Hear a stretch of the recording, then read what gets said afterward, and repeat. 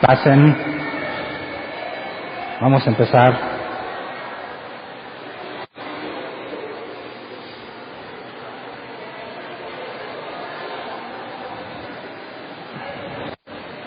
Este es el penúltimo tema de la serie que tenemos de ministerios. Espero que el miércoles terminemos.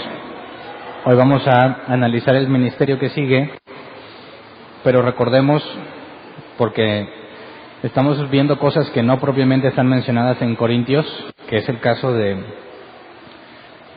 evangelistas y pastores. Los maestros sí están mencionados, pero estuvimos brincando de Corintios a Efesios. Así que cuando lleguemos a Efesios vamos a dar esto por visto, en cuanto a Efesios 4 del 11 al 15. Hoy vamos a retomar 1 de Corintios 2 a 28. Leamos lo que sigue siendo nuestro pasaje base, el pasaje que nos ayuda a no agarrar monte y mantenernos en el tema. 1 de Corintios 2 a 28, nueva versión internacional, dice: en la iglesia Dios ha puesto en primer lugar apóstoles, en segundo lugar profetas, en tercer lugar maestros, luego los que hacen milagros, después los que tienen dones para sanar enfermos, los que ayudan a otros, los que administran y los que hablan en diversas lenguas. Y aquí está mencionado los maestros, tanto como en Efesios 4 del 11 al 15. Leámoslo también, por favor. Efesios 4 del 11 al 15. Dice: el mismo constituyó a unos apóstoles, a otros profetas, a otros evangelistas y a otros pastores y maestros, a fin de capacitar al pueblo de Dios para la obra de servicio, para edificar el cuerpo de Cristo. De este modo, todos llegaremos a la unidad de la fe y del conocimiento del Hijo de Dios, a una humanidad perfecta que sea conforme a la plena estatura de Cristo. Así ya no seremos niños zarandeados por las olas y llevados de aquí para allá por todo viento de enseñanza y por la astucia y los artificios de quienes emplean artimañas engañosas. Más bien, al vivir la verdad con amor, creceremos hasta ser en todo como aquel que es la cabeza, es decir, Cristo. Y quería que lo leyéramos todo porque particularmente el ministerio de maestros influye en esto. Estar firmes en una enseñanza y no ser zarandeados por cualquier viento de doctrina, hacen falta maestros bíblicos. Y la idea de hoy es analizar bíblicamente lo que un maestro es, y no lo que quizás muchos aprendimos que un maestro era. Yo cuando estaba preparando el tema, como en el caso de los pastores, que fue el domingo pasado, que tú le preguntas a un cristiano qué es un pastor y te da muchas definiciones, no necesariamente bíblicas. Cuando tú le preguntas a un cristiano qué es un maestro, ¿qué te contesta? A mí nada más me vinieron a la mente dos cosas que yo sabía que un maestro podía hacer, y es todo lo que yo había visto en la congregación o en las congregaciones donde yo estuve. Número uno es que un maestro es el que cuida a los niños, ¿verdad? ¿Quiénes son los maestros? Los que cuidan a los niños, o los que le dan cursos a los principiantes. Había un grupo de principiantes, era raro que el pastor diera un curso o una enseñanza a los principiantes. Normalmente eran cosas que se delegaban, si alguien más lo podía hacer. Entonces, yo creo, en mi experiencia, fuera de ahí no hay nada más que haga un maestro en las iglesias. Pero bíblicamente hablando es indispensable que haya un maestro bíblico en las congregaciones, y al menos uno, y ahorita analizaremos bien por qué. Pero la idea es que nos metamos a la enseñanza bíblica y tomemos ejemplos Antiguo y Nuevo Testamento, porque el rol de maestro o el ministerio de maestro también estaba en el Antiguo Testamento, como el de pastores, y veamos a través de los ejemplos cuál es nuestra responsabilidad y cómo podemos saber si realmente tenemos este llamado o no. También porque hay un área de enseñanza en la iglesia que aquellos que creen tener el don o quieren saber si lo tienen, están en ese grupo y van a ser puestos a prueba para determinar si lo tienes o no. Así que quizás el don o el ministerio de maestro a veces se confunde con el de predicador. ¿Qué hace un predicador? Pues predica, ¿verdad? ¿Pero qué predica? Pues que la palabra. ¿Y qué predica de la palabra? ¿Qué enseña sobre la Escritura? Yo creo que cuando preguntas sobre un maestro lo identificas con los niños. Cuando preguntas por un predicador, no necesariamente es un pastor, ¿verdad? Esta figura de predicador es alguien que anda en las iglesias y nada más predica, ¿verdad? Le invitan, predica un tema y se va, y a veces no lo vuelves a ver. no está mencionado el ministerio de predicador, ¿verdad? Pero sí está mencionado que había predicadores. Apolos era un predicador, pero ¿un predicador es un maestro o no? ¿Podemos establecer una equivalencia entre predicador y maestro?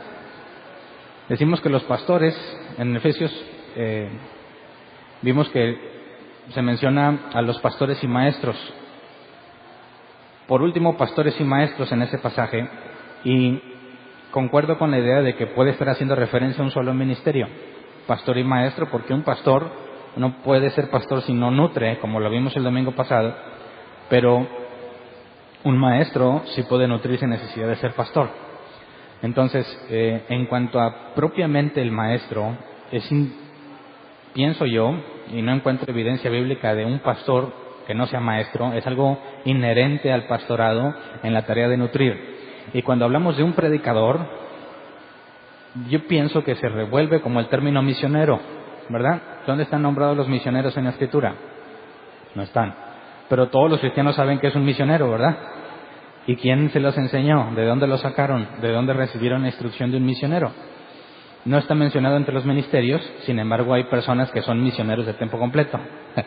Entonces, ¿qué onda con esos nombres que al tratar de buscarlos en las Escrituras no cuadran, pero la tarea del misionero es parecida a la de un apóstol, a la de un evangelista, y a veces hasta los misioneros hacen labor de predicadores? Entonces, la intención es que pongamos en orden qué es un maestro y entonces podamos ver dónde está esa figura y cómo poder detectarla y aplicarla. Y el caso principal que tenemos del maestro es Jesús. Jesús tuvo todos los ministerios, ¿verdad? Y todos los dones. Entonces, al ver a Jesús desde el punto de vista de maestro, podemos empezar a sacar definiciones importantes sobre lo que es un maestro, específicamente en el área de la enseñanza. Así que vamos a Mateo 7, 28 y 29, por favor. Nueva versión internacional.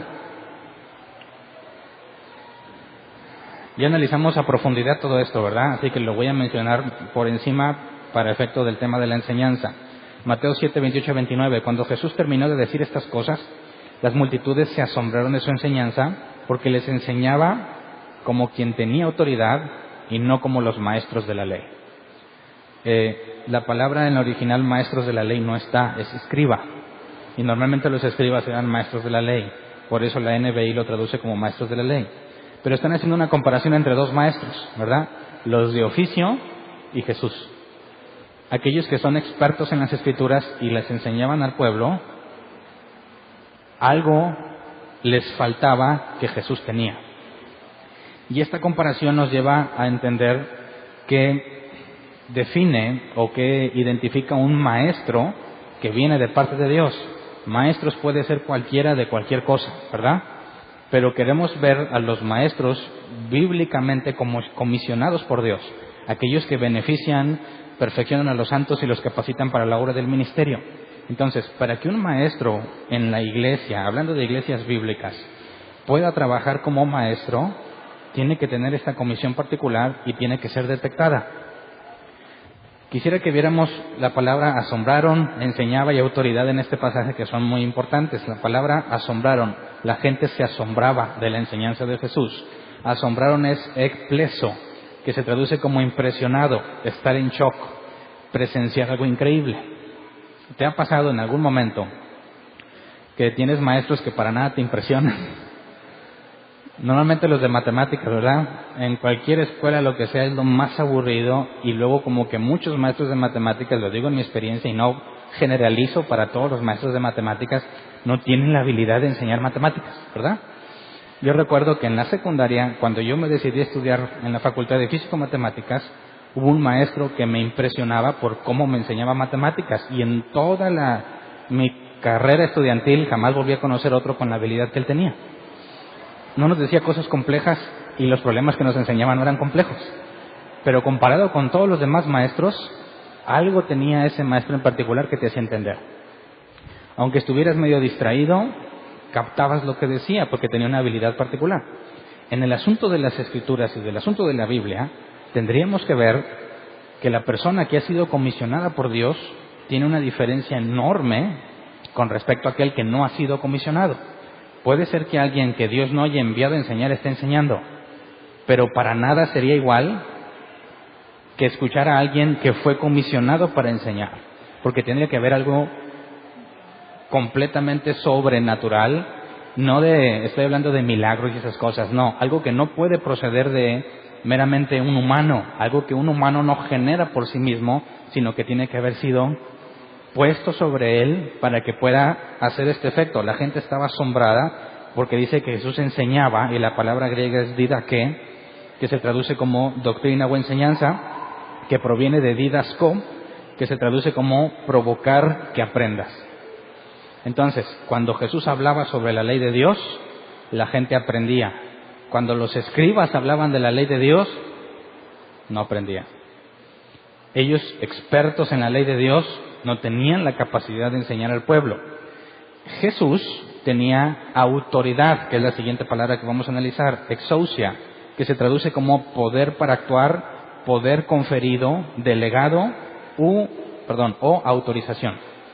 Entonces, dicen en pocas palabras y según la traducción, la gente se asombraba porque Jesús tenía una capacidad que no era suya, que era dada a él para que la gente aprendiera. Entonces, yo creo que cuando tú conoces a un maestro comisionado por Dios, tienes que experimentar algo similar. Algo que te dice, estoy aprendiendo, cosa que antes quizás no hacías cuando escuchabas a otros que se ponen a enseñar las Escrituras. En nuestra cultura sabemos que mucha gente pretende enseñar la Biblia, ¿verdad? Y te enseñan un montón de cosas muy motivadoras, ¿verdad? Quizás te asistes a una reunión y sales feliz y motivado, con ganas de comerte al mundo. ¿Cuánto te dura?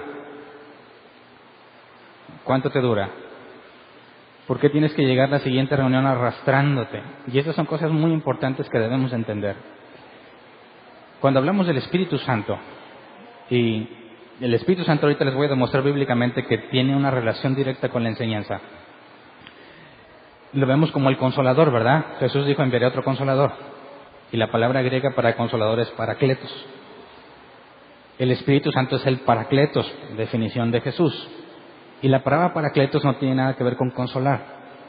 Parakletos, el griego, es estar junto a alguien. ¿Puede consolarte el Espíritu Santo? Sí, pero Jesús no dijo que Él venía a consolarte. Y eso es interesante, porque cuando hablamos del Espíritu Santo como el consolador, estamos esperando llegar derrotados o abatidos por la guerra y que el Espíritu Santo te diga, ya, descansa, te pongo tus vendas, sano las heridas, aceitito, y necesitamos que el Espíritu Santo nos consuele. Puede ser que el Espíritu Santo te consuele, pero eso no es la función es estar contigo, junto a ti. Así que los cristianos piensan que van a la guerra y cuando regresan el Espíritu está esperándolos como una madre mexicana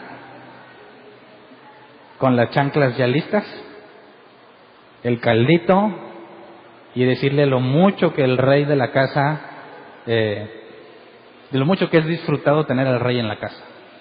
Entonces perdemos completamente la esencia de lo que el Espíritu Santo hace con nosotros.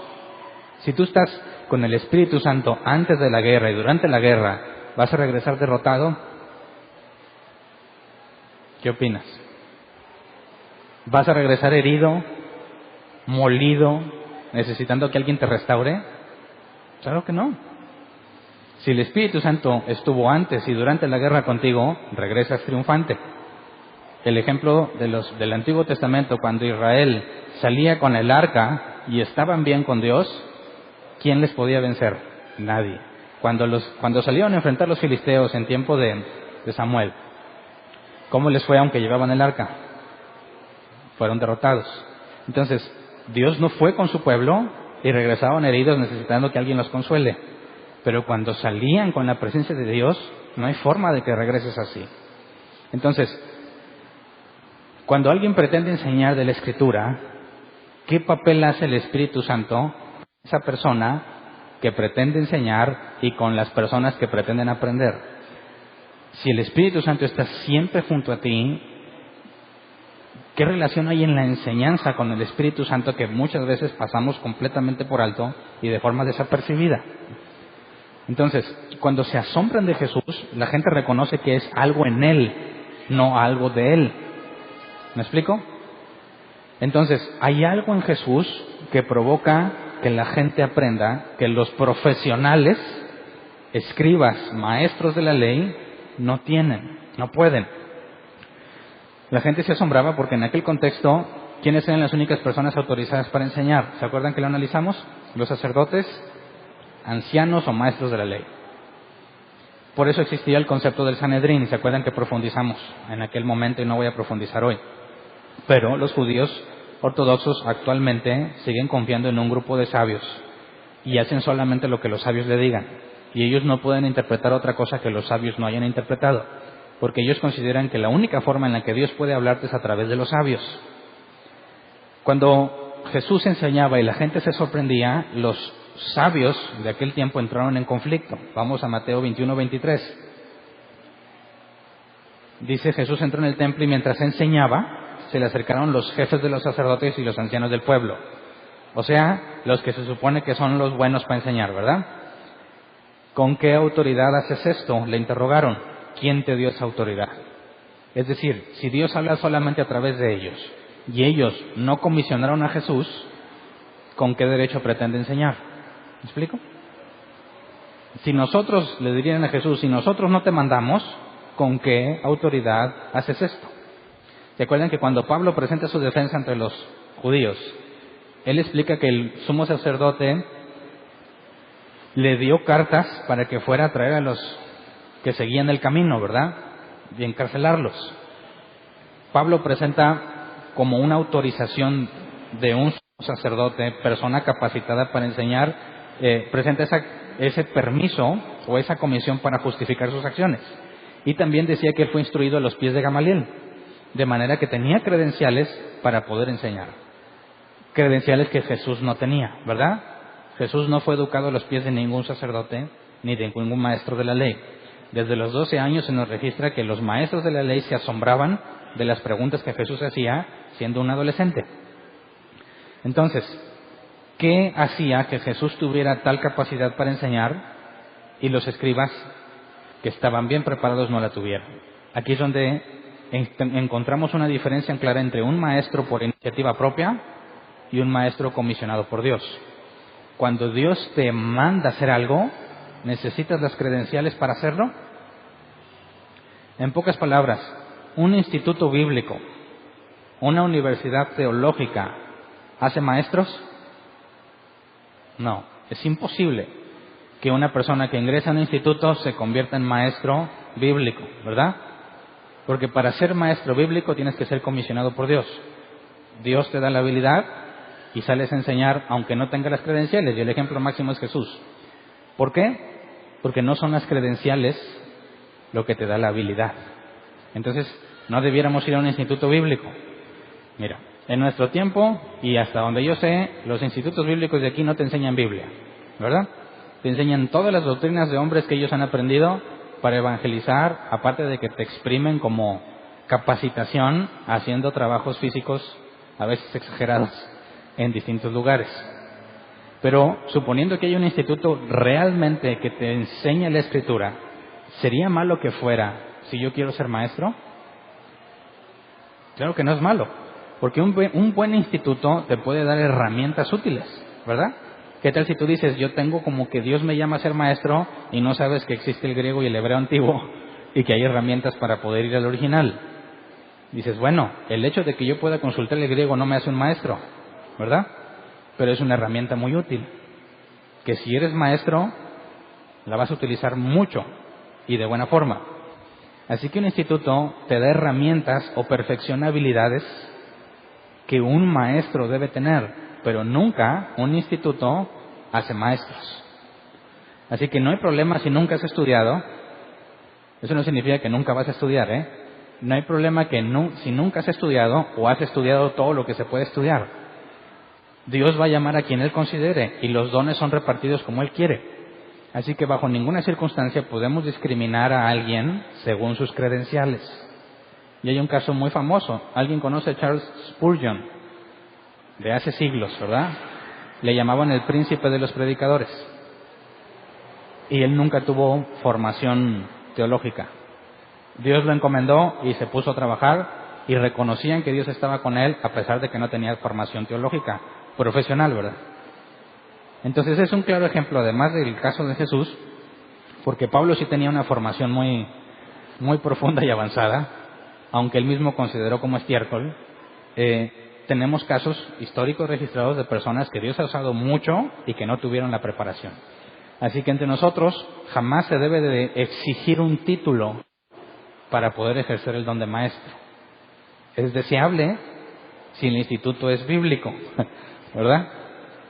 Si no, no. Ahora, jamás de los jamases juzgues a una persona por su educación secular o de educación profesional, porque tenemos casos como Gedeón, Otoniel y muchos que Dios mandó cuando ni siquiera estaban preparados para las más mínimas actividades en cuanto al liderazgo.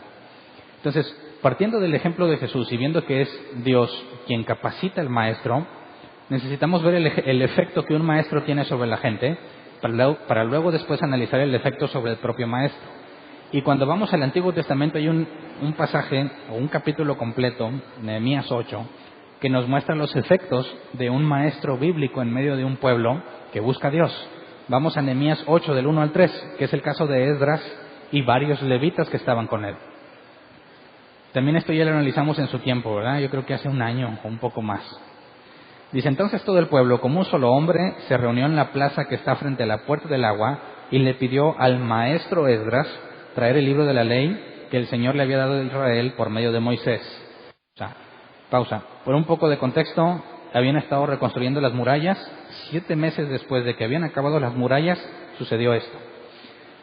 Le piden a Esdras que, siendo maestro, traiga el libro o el rollo en aquel tiempo para leer a Moisés. Versículo 2, así que el día primero del mes séptimo, el sacerdote Esdras llevó la ley ante la asamblea, que estaba compuesta de hombres y mujeres y de todos los que podían comprender la lectura, y la leyó en presencia de ellos en la plaza que está frente a la puerta del agua. Todo el pueblo estaba muy atento a la lectura del libro de la ley. Entonces, ¿crees que habría niños aquí? Todo el que pudiera comprender, ¿verdad? Ya depende de cada niño. Pero ¿es malo que los niños estén en el estudio bíblico en la congregación? No. Sí pueden comprender, ¿verdad? Y eso pues depende mucho de cada niño. Versículos 7 al 8. Los levitas Jesúa, Baní, Serebías, Jamín, Acub, Sebatai, Odías, Maseías, Kelitá, Azarías, Josabed, Hanán y Pelaías le explicaban al pueblo que no se movía de su sitio. Ellos leían con claridad el libro de la ley de Dios y lo interpretaban de modo que se comprendiera su lectura. Entonces vemos que aquí hay personas que no nada más lo leían y trataban de explicarlo, sino que lo hacían de modo que se comprendiera. Y esa es una habilidad dada por Dios, aunque no te he dado la evidencia, porque estás tratando de explicar lo que Dios dijo. ¿Me explico? Eso es lo que Dios escribió, ok, pero no tiene todo lujo de detalles lo que se escribió.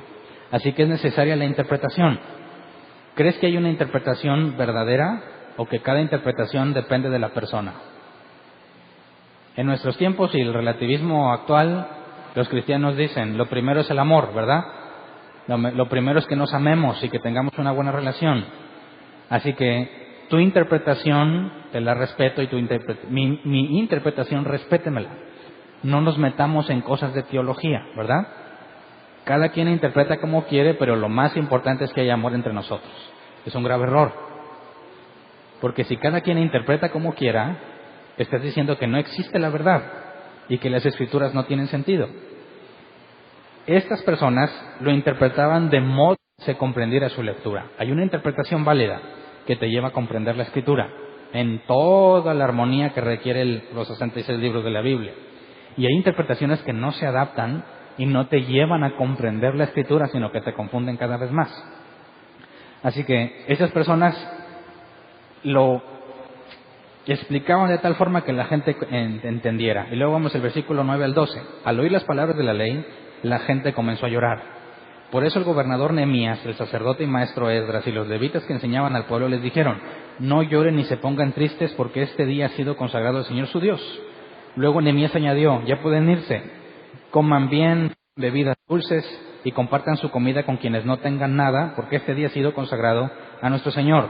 no estén tristes, pues el gozo del Señor es nuestra fortaleza. También los levitas tranquilizaban a todo el pueblo, les decían, tranquilos, no estén tristes, que este es un día santo. Así que todo el pueblo se fue a comer y beber y compartir su comida, felices de haber comprendido lo que se les había enseñado. No tengo tiempo para entrar en todo el contexto del pueblo, pero sabíamos que estaban perdidos completamente. Y esta es la primera vez que estaban reconciliándose con Dios. Pero a través de estas personas, Esdras y los levitas que estaban apoyándolo, que comprendieron de tal manera, interpretaron de tal manera que se comprendiera, la gente empezó a llorar. ¿Por qué lloraba la gente? ¿Qué tal estuvo la adoración en este día, en este contexto? Habrán tocado unas chidas,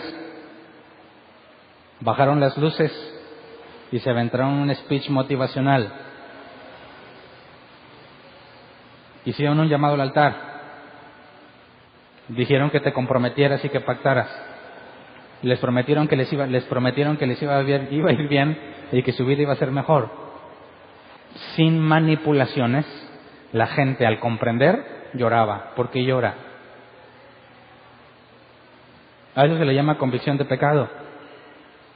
Cuando eres expuesto a la verdad bíblica, a la luz de la palabra de Dios, te deja ver todo el mugrero que traes puesto, ¿verdad? Y no te queda de otra más que llorar, porque sabes que no tienes salvación. No hay nada que tú puedas hacer para limpiarte. Así que a través de comprender la Escritura viene la convicción de pecado, ¿verdad? Sin manipulación. ¿Cómo podemos asegurarnos que entre nosotros Dios está cambiando a las personas por su Escritura? Quitemos las manipulaciones. No son necesarias. ¿Me explico? Me han dicho muchas veces, oye hermano, aquí la gente puede levantar las manos y llorar. Pues de poder puedes, ¿verdad? ¿Pero por qué lloras? Y dice, pues no me ha tocado a mí, ¿verdad? Pero de donde yo vengo, la gente entra a la iglesia y llora. Digo, ok, ¿en qué momento lloran? Pues cuando está la canción. ¿Los has visto llorar en las predicaciones?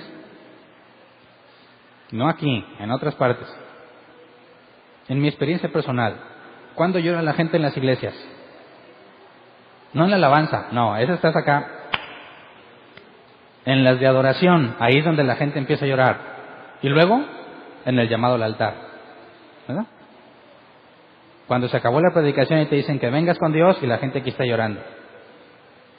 ¿Qué pasa si quitamos la alabanza y quitamos los llamados al altar? ¿La gente va a llorar? ¿Por qué no? Entonces ahí viene la pregunta, ¿por qué lloraban? ¿Por qué lloraban entonces? ¿Estos en qué momento lloraron? Cuando empezaron a comprender cosas que no comprendían. Y viene la convicción, algo pasó en ellos. Convicción de pecado, dice, estamos mal. ¿Cómo sé que llegó convicción de pecado? Nehemías 9, 1 al 3. El día 24 de ese mes los israelitas se reunieron para ayunar. Se vistieron de luto y se echaron ceniza sobre la cabeza. Fíjate bien, ellos se reunieron para eso. ¿Lo convocaron o ellos se pusieron de acuerdo? Les dijo, ¿quieres estar bien con Dios? Les dijo Esdras, ayunar. Sigamos leyendo. Habiéndose separado de los extranjeros, confesaron públicamente sus propios pecados y la maldad de sus antepasados, y asumieron así su responsabilidad.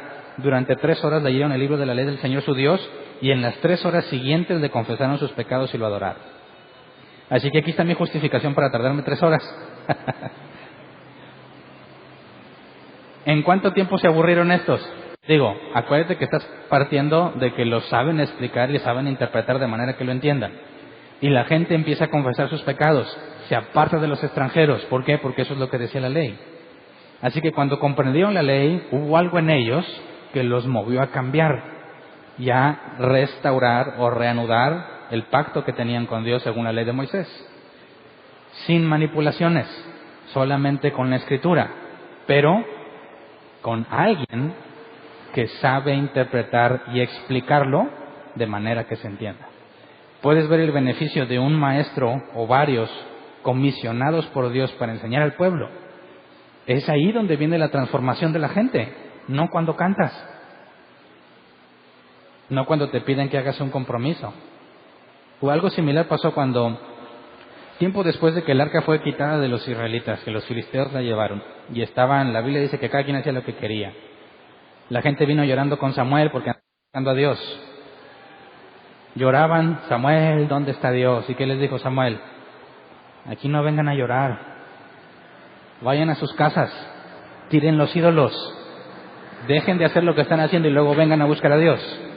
Así que, cuando lloras pero no hay cambio, ¿de qué sirve? Son meras emociones. Cuando lloras y algo en ti cambió, entonces Dios hizo algo en tu vida. Y ese es el punto importante que ellos están leyendo. Hay personas capacitadas para enseñar y la gente es beneficiada profundamente. Nehemías 9:38.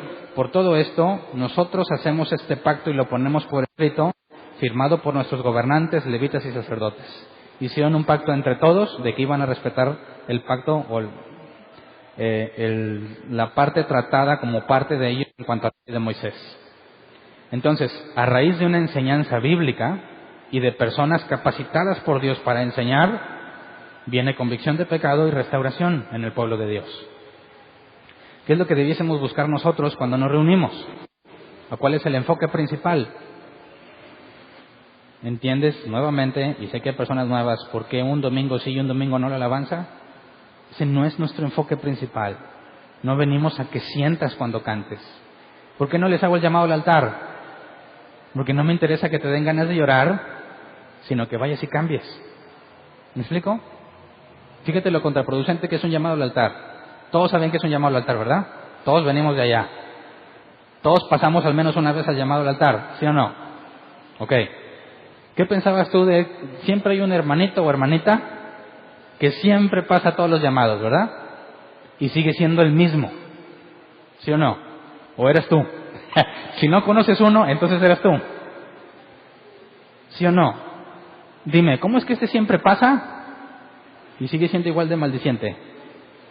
¿Cómo es que siempre pasa y sigue siendo igual de chismoso, de peleonero? Porque hasta se caen, ¿verdad? ¿Qué pasó? Alguien me está mintiendo, ¿verdad? Es imposible que el Espíritu Santo te tome, te dé convicción de pecado y no cambies. Si me dices que sí, entonces tu Dios no es el Dios de la Biblia, porque el Dios de la Biblia no intenta, no trata, hace. Y si Él te cambia, cambias. No es, pues Dios hizo lo mejor que pudo, pero pues tú no te dejaste. Ese no es el Dios de la Biblia.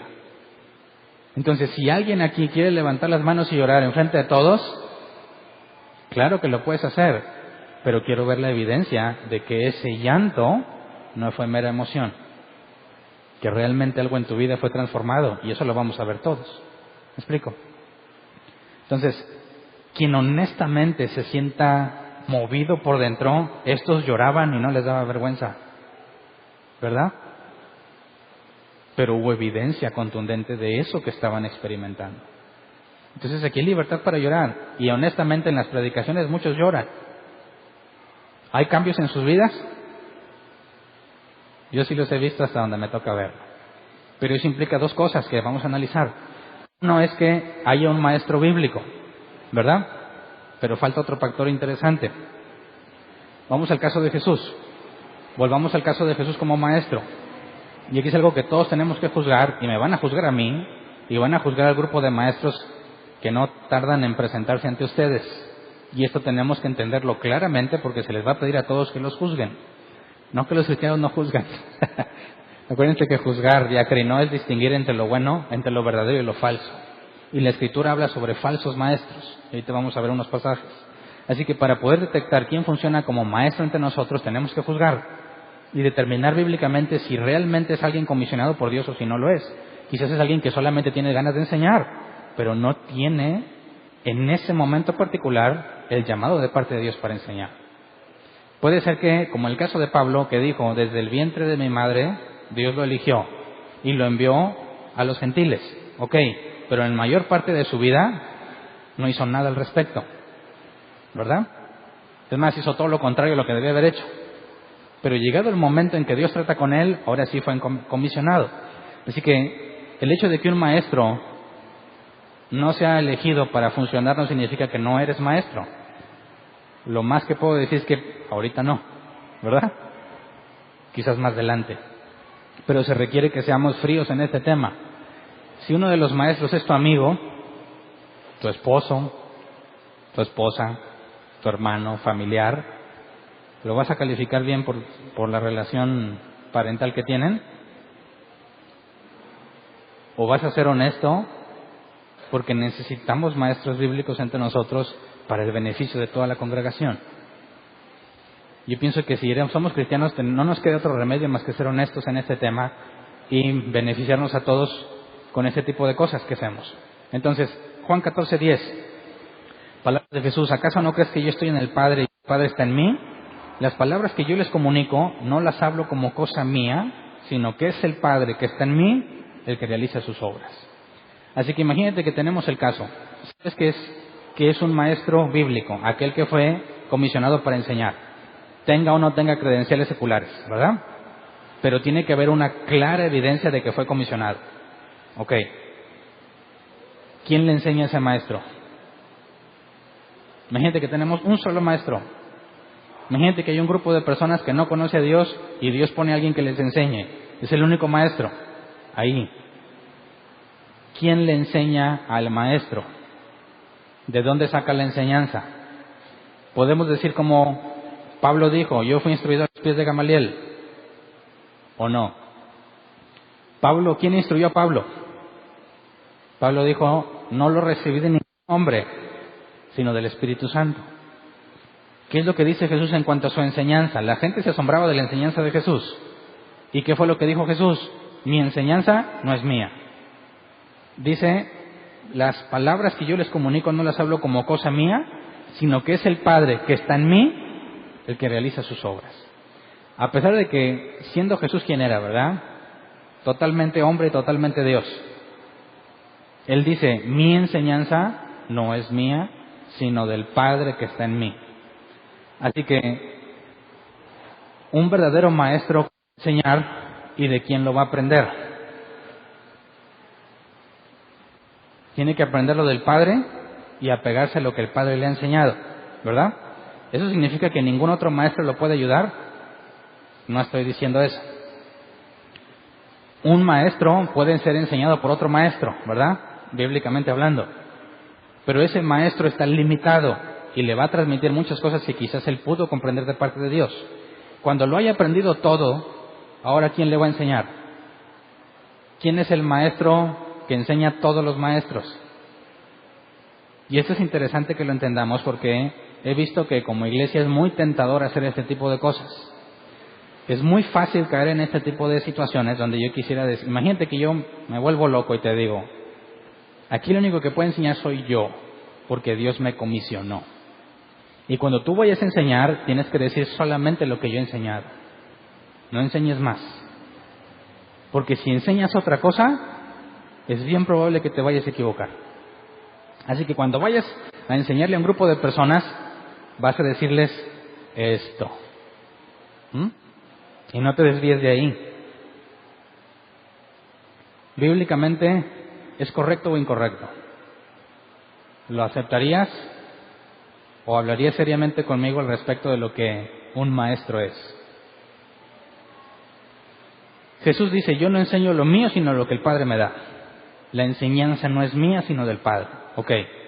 Luego vamos a Mateo 6, 5 al 6.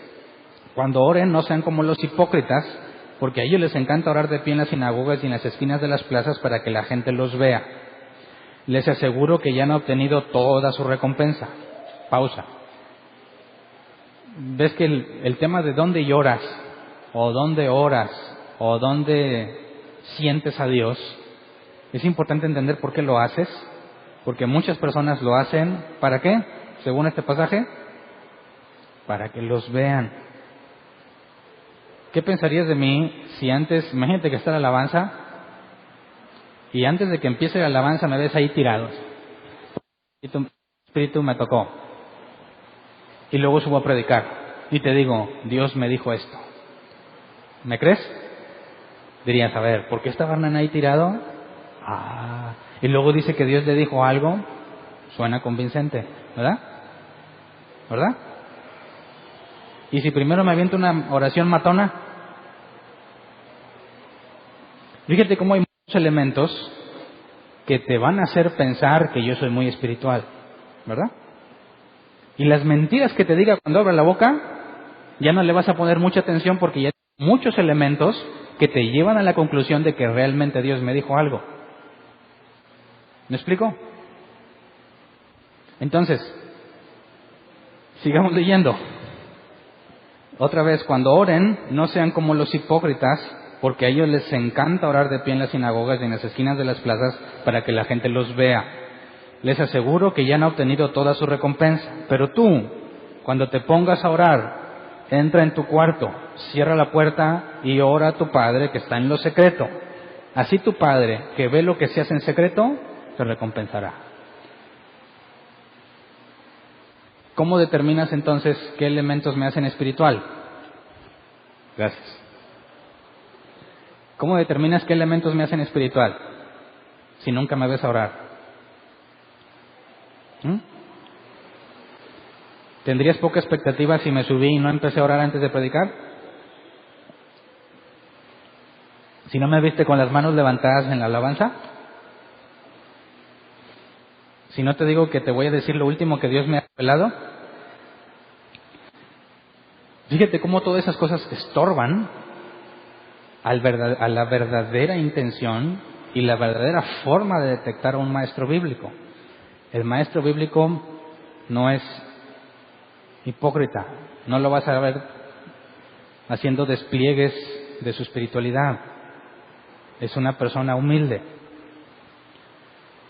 Así que cualquiera que haya visto, y yo estoy seguro que ahorita están muy de moda, hay videos, muchos videos en las redes sociales, donde encuentras a personas que hablan con palabras muy rimbombantes sobre la teología y tratan de demostrar cómo muchos cristianos están mal, pero en su esfuerzo de demostrar que están mal, se pierden tanto en sus palabras complejas que ya no entendiste nada. No sé si ya te ha tocado. Personas que dicen, sí, porque mira, la teología enseña y que no sé qué, y las no sé qué, y bla, bla, bla, y bla, bla, y bla, bla, y por eso está mal esto. Y dices, ¿qué? Vamos a ver que Pablo dice, no quiero decirte ni una sola palabra que no me vayas a entender. Quiero que entiendas con palabras simples, de forma humilde. Lo importante es que entiendas, no que te luzcas y trates de convencer lo espiritual que eres o la teología tan profunda que tienes. ¿Me explico? Entonces un maestro no parece maestro hasta que se pone a enseñar, ¿verdad? Y luego Jesús dice entonces que Él habla lo que el Padre le enseñaba, ¿verdad? ¿Dónde obtuvo Él eso? ¿Cuándo le habló el Padre? Él dijo, cuando te pongas a orar, vete a lo secreto. ¿Qué hacía Jesús cuando se apartaba a orar solo? ¿Cuántas veces en la Escritura tenemos que Jesús le dijo a sus discípulos, vengan, tomémonos de las manos y oremos juntos? ¿Cuántas? No digo que esté mal, pero si eso fuese tan importante, ¿por qué Jesús no lo hizo? Le dijo a sus discípulos, ustedes van a orar conmigo. Y si fueran cristianos desde entonces, yo diría, órale Jesús, a ver, ¿quién empieza? ¿Alguna vez oraste de esa forma? ¿Quién empieza? Tú, y luego tú, y luego tú, y yo remato con un final glorioso, ¿verdad? Tú estás esperando a ver qué dijo, este ya dijo, y luego yo sigo. ¿Por qué Jesús no hizo eso? Jesús les dijo, vengan a orar conmigo. Y luego cuando iban a orar conmigo, ustedes quédense ahí, y Él se fue más adelante. ¿Por qué? Porque es orar con Él si ni siquiera estaban con Él. Fíjate cómo Jesús tiene mucho cuidado de no tratar de reflejar una espiritualidad por acciones físicas que desempeñas, sino a la hora de enseñar. Cuídense de la levadura de los fariseos, porque los fariseos hablaban mucho y no hacían, fariseos hipócritas. Entonces, un maestro tiene claro esto, Mateo 10:27, lo que les digo en la oscuridad, díganlo ustedes a plena luz, lo que se les susurra al oído, proclámenlo desde las azoteas. Jesús hablando a sus discípulos, ¿qué es lo que tienes que enseñar? Lo que en secreto el Padre te reveló. ¿Me explico? Si tú no tienes el hábito de leer la Escritura, no nada más leerla, escudriñar la profundidad, y luego te dicen, ponte a compartir, ¿qué vas a enseñar? ¿Qué es lo que te ha susurrado el Padre? ¿Qué maestro podría instruir si no tiene momentos secretos con Jesús? Es imposible. Va a empezar a enseñar cosas que no se le revelaron a él. Fíjate cómo hay una relación muy directa entre el maestro y nuestra relación con Jesús. Entonces, cuando tú ves a un maestro o alguien que dice que es maestro, ¿qué es lo que vas a ver en su persona si no lo vas a hacer no lo vas a ver haciendo actos espirituales? No lo vas a ver siempre con palabras rimbombantes para pantallar, para demostrar que es un maestro. Entonces, ¿qué vas a ver en su persona?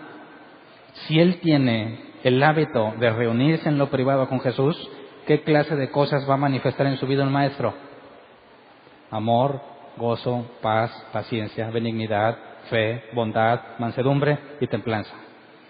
En la Reina Valera 60, ¿verdad? Entonces, ¿cómo identificamos a un genuino maestro?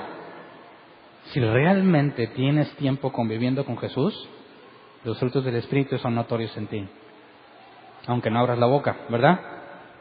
Fíjate cómo hay una relación muy seria entre mis tiempos personales, qué tanto oro yo en lo privado, no en público. Muchos cristianos oran mucho en público y nada en privado.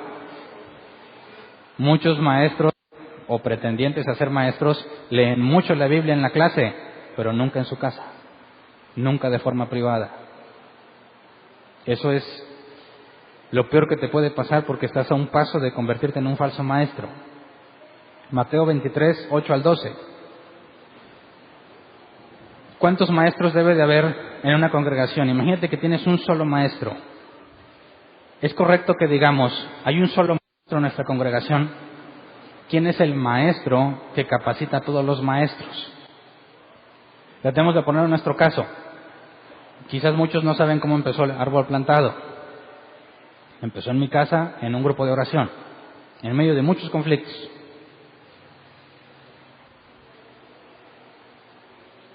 ¿Qué fue lo que pasó con nosotros que nos hizo ser bíblicos? O enfocarnos en lo bíblico, o hacer todo lo posible por ir a la Biblia. ¿Quién le enseñó a quién? ¿Quién? Yo no. ¿Quién es el que empieza una congregación? ¿Quién? Fíjate que quiero que quede claro esa parte. Si tú piensas que yo soy el que empezó, no has entendido que es un maestro. Si tú piensas que yo les he enseñado a todos, no has comprendido lo que es un maestro. Mateo 23, 8 al 12, pero no permitan que ustedes se les llame rabí porque tienen un solo maestro y todos ustedes son hermanos. Tenemos un solo maestro, todos somos hermanos. Y no llamen padre a nadie en la tierra porque ustedes tienen un solo padre y él está en el cielo. Ni permitan que los llamen, Nueva Versión Internacional pone entre comillas maestro, porque en aquel contexto maestro era alguien mayor a ti. Ni permitas que los llamen maestro porque tienen un solo maestro, el Cristo. El más importante entre ustedes será siervo de los demás, porque el que a sí mismo se enaltece será humillado y el que se humilla será enaltecido. Entonces, cuando fuiste enseñado, ¿por quién has sido enseñado? Si el maestro es bíblico, no es él, porque él debe decir mi enseñanza no es mía. ¿Me explico? ¿Han sido enseñados, en el mejor de los casos, asumiendo que yo cumplo los requisitos de maestro bíblico? No han sido enseñados por mí, porque mi palabra no es mía. Leemos la Escritura. ¿Y de quién habla la Escritura? De Jesús. Así que tendríamos que decir lo mismo, mis palabras no son mías, son del que me envió. Cualquier maestro que se considere bíblico tiene que decir eso. Y entonces, no exaltas al maestro que te está enseñando en términos humanos. ¿A quién? A Cristo, que a pesar de lo terrible que es el maestro humano, ha decidido usarlo para enseñarte. ¿Me explico? Entonces, ¿quién de aquí dice, yo tengo una habilidad especial para enseñar? Tengo mucho que decir. Pregúntale, ¿quién te lo dijo? ¿Quién te lo dijo? ¿Hernán? No has entendido. ¿Quién te lo dijo? Ismael, Gera, Humberto. ¿Quién? Tienes que decir, Dios usó a un hombre para enseñarme. ¿Me explico? Entonces, el que quiere ser maestro, ¿qué es lo primero que tiene que tener? Humildad. Vámonos a Pablo, para entender cómo Pablo aplicó exactamente esto mismo que Jesús enseñó. Hechos 13:1, en la iglesia de Antioquía eran profetas y maestros, Bernabé, Simeón, apodado el Negro. Siempre me da risa cuando leo esto. Qué raza, ¿verdad? Apodado el Negro. ¡Negro! A lo mejor eran de raíces mexicanas, ¿eh? Simeón, apodado el Negro. Lucio de Cirene. Manaén, que se había criado con Herodes el tetrarca, y Saulo. ¿Cuántos maestros? Y profetas. Saulo era maestro. Vamos a enfocarnos en Saulo. 1 Corintios 2, 1 al 5. Yo mismo, hermanos, cuando fui a anunciarles el testimonio de Dios, no lo hice con gran elocuencia y sabiduría. Me propuse más bien, estando entre ustedes, no saber de cosa alguna, excepto de Cristo y de este crucificado. Es más, me presenté ante ustedes con tanta debilidad que temblaba de miedo. No les hablé ni les prediqué con palabras sabias y elocuentes, sino con demostración del poder del Espíritu, para que la fe de ustedes no dependiera de la sabiduría humana, sino del poder de Dios. Ahora, yo he escuchado y muchas veces me han dicho, Hernán, para poder enseñar tiene que haber poder del Espíritu, ¿verdad? Tiene que haber milagros, ¿sí? ¿O no? Leyendo este pasaje, algunos interpretan o concluyen que tiene que haber milagros cada vez que nos reunamos, para que nuestra sabiduría esté fundada en el poder de Dios. ¿Pero qué es el poder de Dios? ¿Qué es el dunamis de Dios? La capacidad de hacer. Cuando Pablo enseñaba, ¿lo enseñaba con qué? ¿Cuál es el poder con el que él enseñaba? Demostración del poder del Espíritu Santo. Eso implica que, aunque pasaba que eran sanados, libertados los endemoniados, esos eran los incrédulos, ¿verdad? Eso no pasaba cuando se reunía en la iglesia, ¿cierto? Los hechos milagrosos en cuanto a sanidad y liberación estaban enfocados en los incrédulos. Cuando llegaba a la congregación, dice, hablaba con el poder del Espíritu. ¿Cuál es ese poder?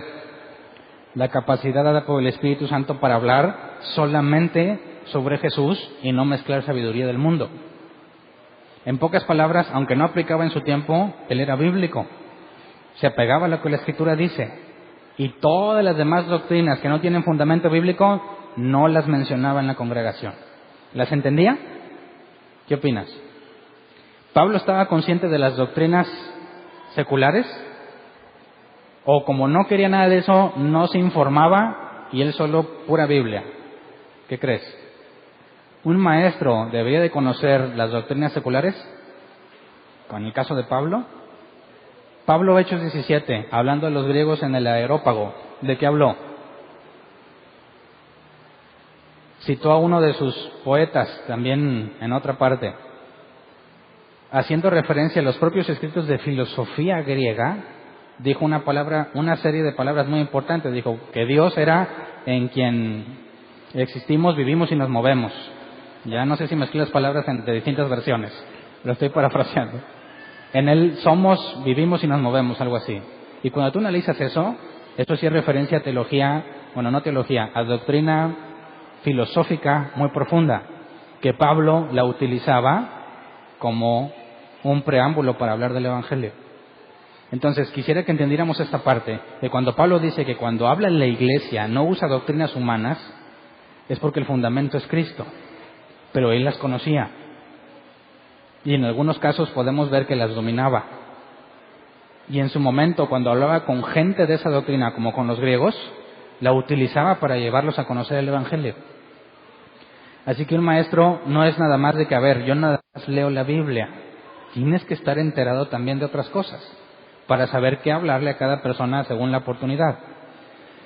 Entonces, el poder de Dios del que habla Pablo, el poder del Espíritu, no tiene nada que ver necesariamente con milagros, sino con la capacidad que solamente el Espíritu da. Versículo 10 al 13. Ahora bien, Dios nos ha revelado esto por medio de su Espíritu, pues el Espíritu lo examina todo hasta las profundidades de Dios. Y aquí quiero hacerte una pregunta. ¿Qué significa examinar? ¿Por qué tú examinas algo? ¿Qué razones o motivos te llevan a examinar algo? Imagínate que yo te digo, vamos a analizar una doctrina, examínala. Cuando tú examinas algo, ¿qué tratas de encontrar? La verdad, ¿no? ¿Por qué razón el Espíritu Santo examina? Si el Espíritu Santo es Dios, es omnisciente, ¿por qué necesita examinar algo? ¿Me explico? Dios nos ha revelado esto por medio de su Espíritu, pues el Espíritu lo examina todo hasta las profundidades de Dios. Cuando nosotros examinamos es porque necesitamos aprender o conocer algo que no sabemos. ¿Por qué razón el Espíritu Santo examina? ¿Me explico? ¿Necesita aprender de Dios? Eso sería ilógico si el Espíritu Santo es Dios. Entonces, cuando el Espíritu Santo examina, no puede separar esa frase, dice, Dios nos ha revelado esto por medio de su Espíritu. Porque el Espíritu lo examina todo hasta las profundidades de Dios. Versículo 11, en efecto, ¿quién conoce los pensamientos del ser humano sino su propio Espíritu que está en él? Asimismo, nadie conoce los pensamientos de Dios sino el Espíritu de Dios. Pausa. No examina para aprender, porque Él lo conoce todo, ¿verdad?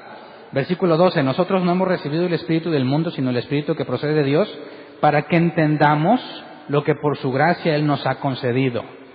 Esto es precisamente de lo que hablamos, no con las palabras que enseña la sabiduría humana, sino con las que enseña el Espíritu, de modo que expresamos verdades espirituales en términos espirituales. Entonces, el Espíritu Santo se supone que está en nosotros, ¿verdad? Cuando nosotros hablamos con el Padre, ¿cómo nos comunicamos con el Padre? Cuando nosotros hablamos, Jesús dijo que estaría con nosotros todos los días hasta el fin del mundo. Pero dijo dos cosas, dijo, ya no me verán, pero estaré con ustedes. Entonces, ya no lo veremos, pero estará con nosotros, ok. Y luego el Espíritu Santo, según Jesús, nos guiará toda la verdad. Y está en todos al mismo tiempo. ¿Hay algo que el Espíritu Santo no sepa? Todo lo sabe porque es Dios y conoce todos los pensamientos de Dios, todo lo sabe. Pero nosotros no. Cuando nosotros tenemos una relación cercana con Jesús, ¿cuál es el medio con el cual Jesús nos enseña? El Espíritu Santo que está en ti, que lo examina todo hasta las profundidades de Dios. Como Él conoce todo, te lo revela. ¿Me explico? El que dice que el Dios le ha enseñado algo, está diciendo en palabras más literales que es el Espíritu Santo en él quien le ha revelado lo que Dios ha dicho. Jesús dijo que el Espíritu Santo les dirá todo lo que oiga del Padre. Entonces, no es que el Espíritu esté examinando, ya entendí esto y luego te lo platica, sino que de todo lo que el Espíritu Santo conoce, te revela lo que tú necesitas. Cuando un maestro va a enseñar, ¿qué tiene que enseñar? Imagínate, a ti te toca predicar el próximo domingo. ¿Qué tema nos vas a dar? ¿Me lo puedes decir ya? Muchos dicen, bueno, hermanos, esto es lo que Dios dio, ¿verdad? Y luego dicen un bolo de mentiras. Y pues no que Dios te lo dio. O eso es lo que tú creías.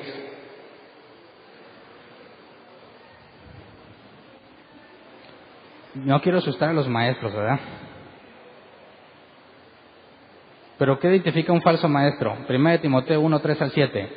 A partir para Macedonia te encargué que permanecieras en Éfeso y les ordenaras a algunos supuestos maestros que dejen de enseñar doctrinas falsas y de prestar atención a leyendas y genealogías interminables. Unos supuestos maestros. Ellos están bien seguros que son maestros, ¿verdad? Sí. Se presentan como maestros. ¿Y qué opina Pablo de ellos? Estos supuestos maestros. ¿Por qué les duda su habilidad para enseñar la Escritura? porque sus doctrinas son falsas. ¿Me explico? Y esto es bien delicado, porque si yo te trato de explicar un pasaje que no entiendo, ¿qué te voy a enseñar? ¿Cuál es la probabilidad de que eso sea genuino? Prácticamente nula la probabilidad, lo que me convierte en que te enseñé falsa doctrina, y lo que me convierte en un falso maestro. ¿Te das cuenta qué tan fácil es convertirte en un falso maestro? Ahora, ¿y si me equivoqué? ¿Y te dije algo que no era? ¿Ya soy un falso maestro?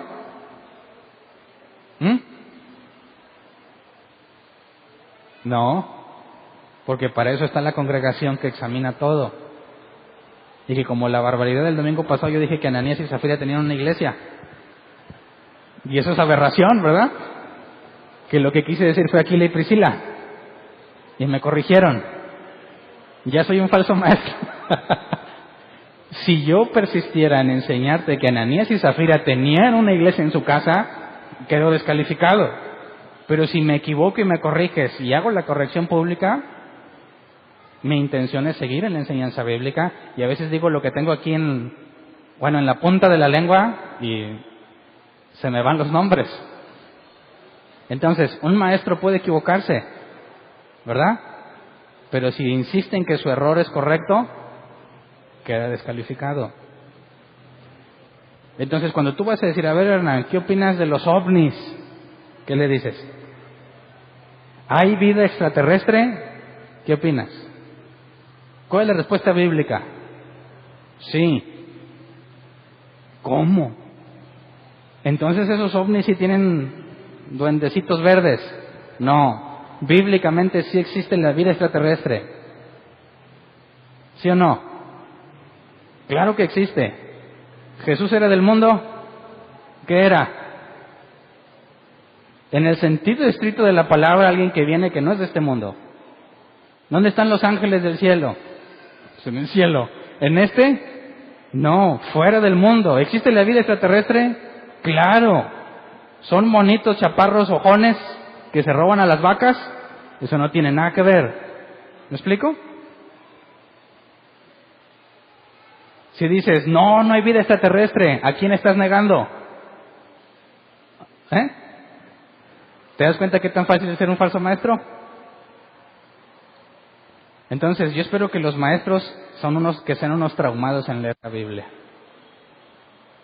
¿Sí? Si tú estás pretendiendo ser maestro, ¿eres un traumado?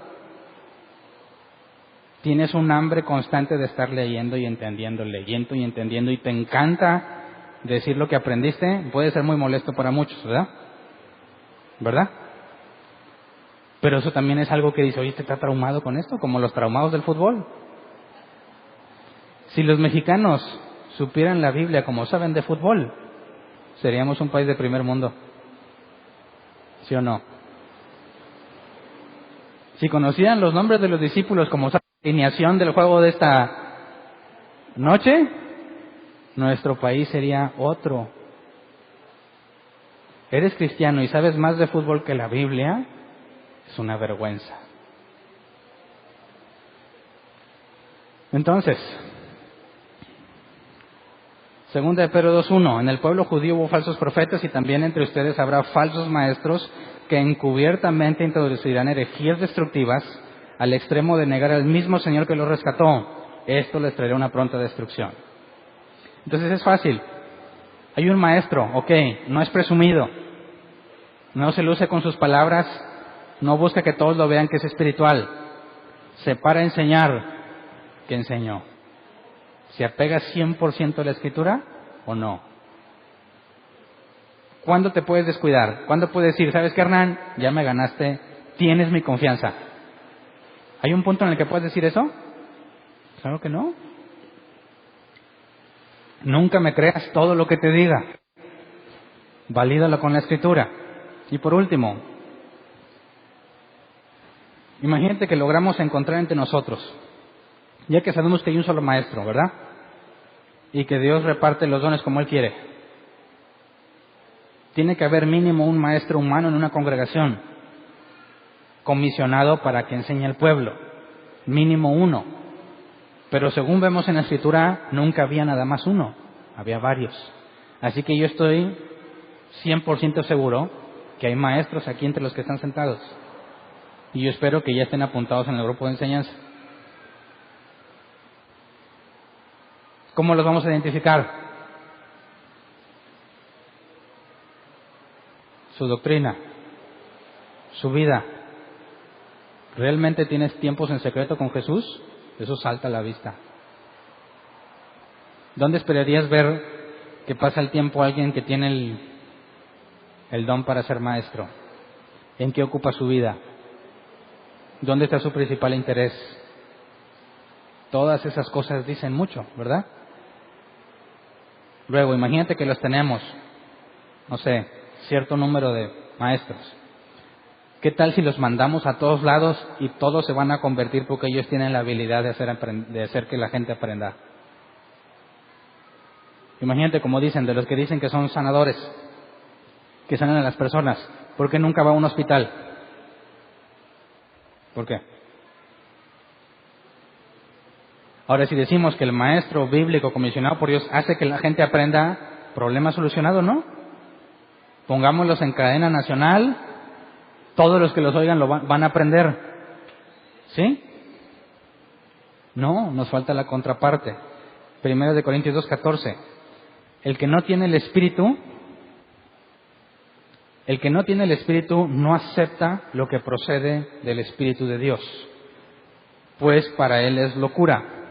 No puede entenderlo porque hay que discernirlo espiritualmente. Así que un maestro comisionado por Dios, ¿va a hacer que todos le entiendan? No. ¿Quiénes son los únicos que van a entender? ¿Quiénes? Los que son de Dios. ¿Te das cuenta? ¿Necesitas el Espíritu Santo en el maestro que va a hablar? Sí, porque Él es el que le enseña lo que va a decir. Y necesitas al Espíritu en el que va a escuchar para que pueda entender lo que el Espíritu dice. ¿Me explico? ¿Sí queda clara esa parte?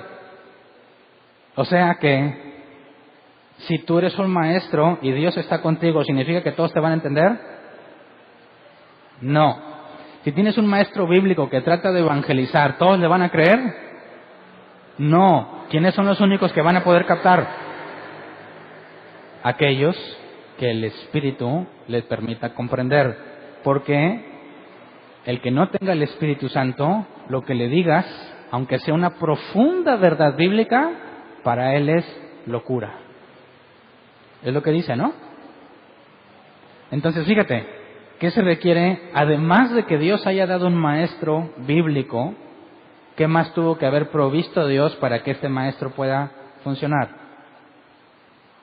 A las personas con el Espíritu Santo que van a poder entender lo que el maestro enseña. ¿Me explico? Así que, ¿quién es el que está haciendo la obra? ¿El maestro? No. ¿La capacidad del que escucha? Tampoco. El Espíritu Santo en los dos. Esto lleva a una conclusión muy interesante.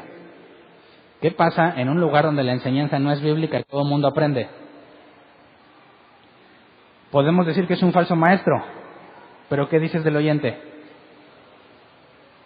¿Ah? ¿Qué se concluye del oyente? No tienen el Espíritu Santo. ¿Me explico?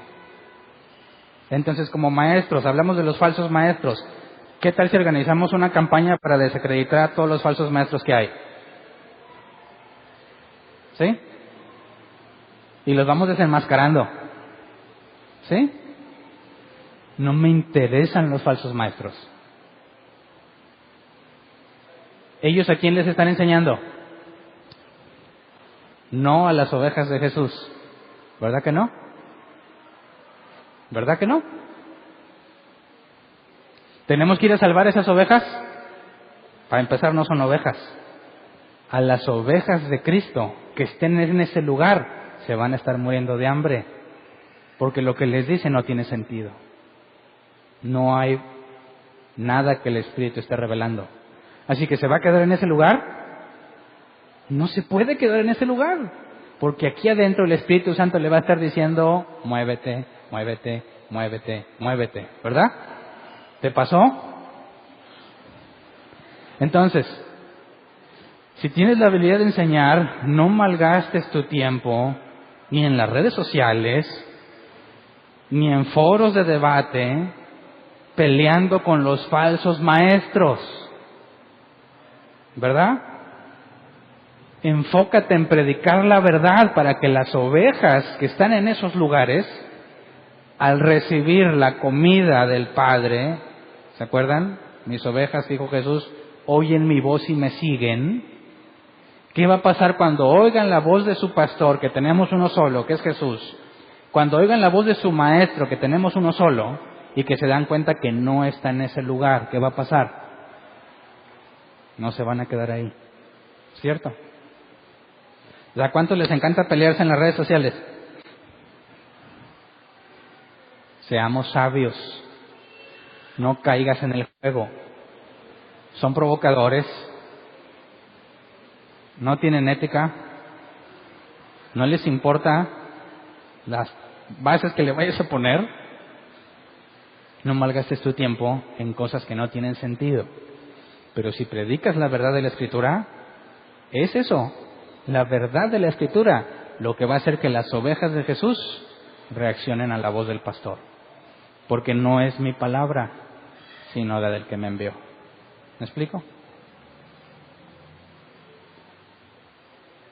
Entonces vamos a ponernos de pie.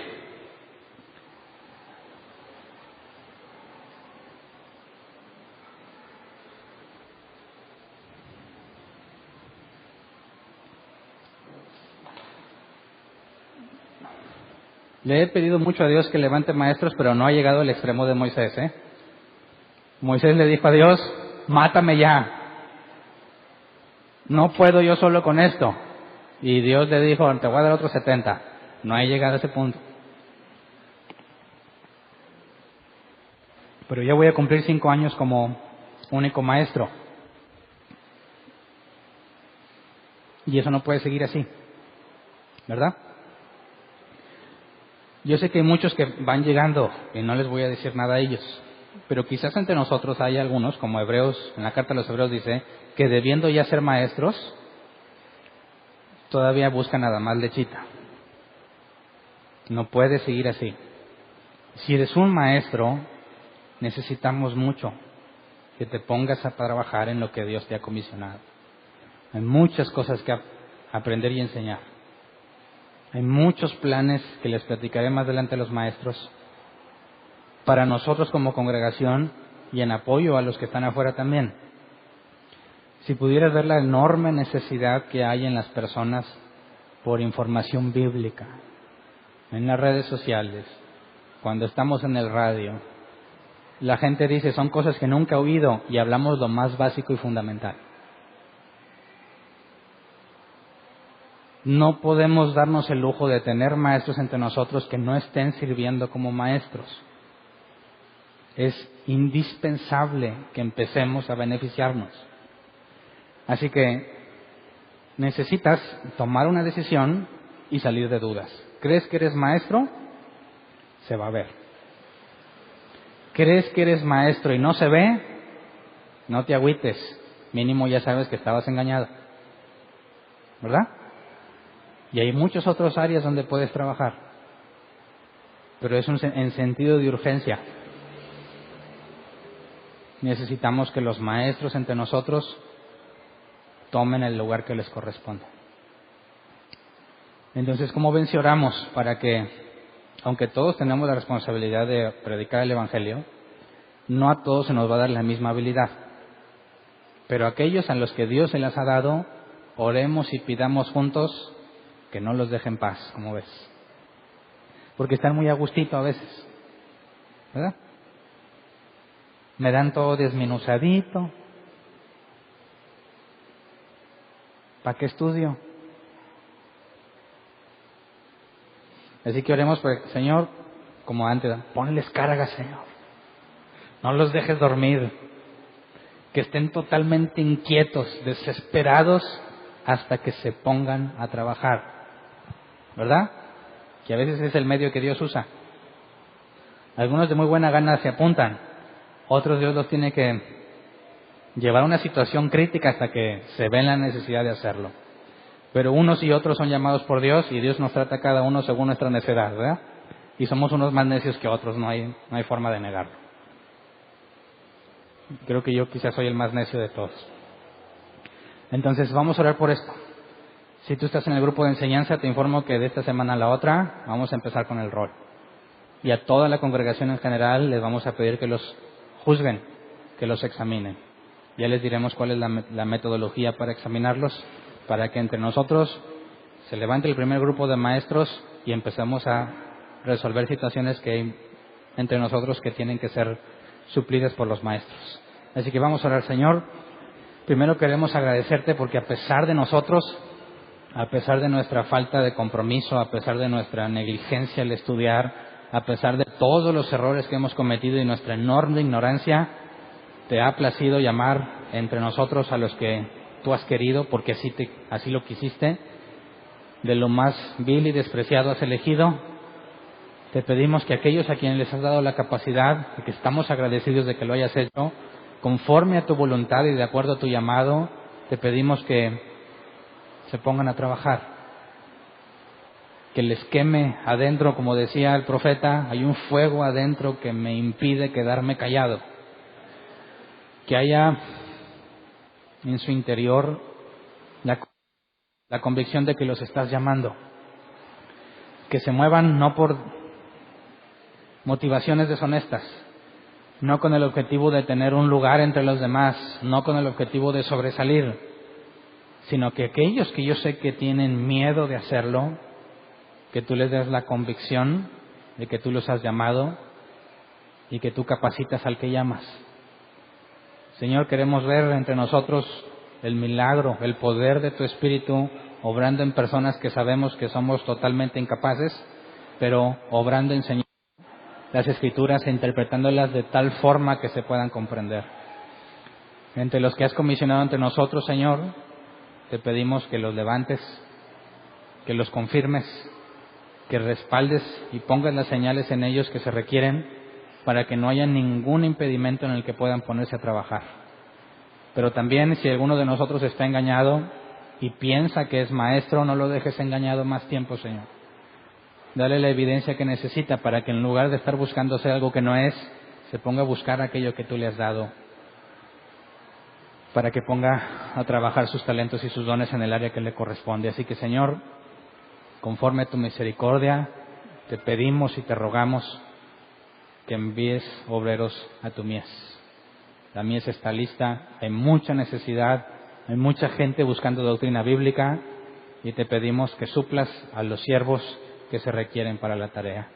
De antemano sabemos que tú eres fiel y que tienes todo bajo control y que de acuerdo a tu propósito se irán mostrando, pero quizás este sea el medio, Señor, nuestra petición en conjunto, quizás sea el medio que se requiere para que las personas entiendan, reaccionen y empiecen a caminar en el llamado que tú les has dado. Así que de antemano te damos gracias por lo que vas a hacer, confiamos en ti, sabemos que la iglesia es tuya, enséñanos a permanecer humildes y poder decir con plena certeza, nuestra palabra no es nuestra, sino del que nos envió. De antemano, a ti sea la gloria y la honra por todo lo que haces entre nosotros. Gracias, amén. Pueden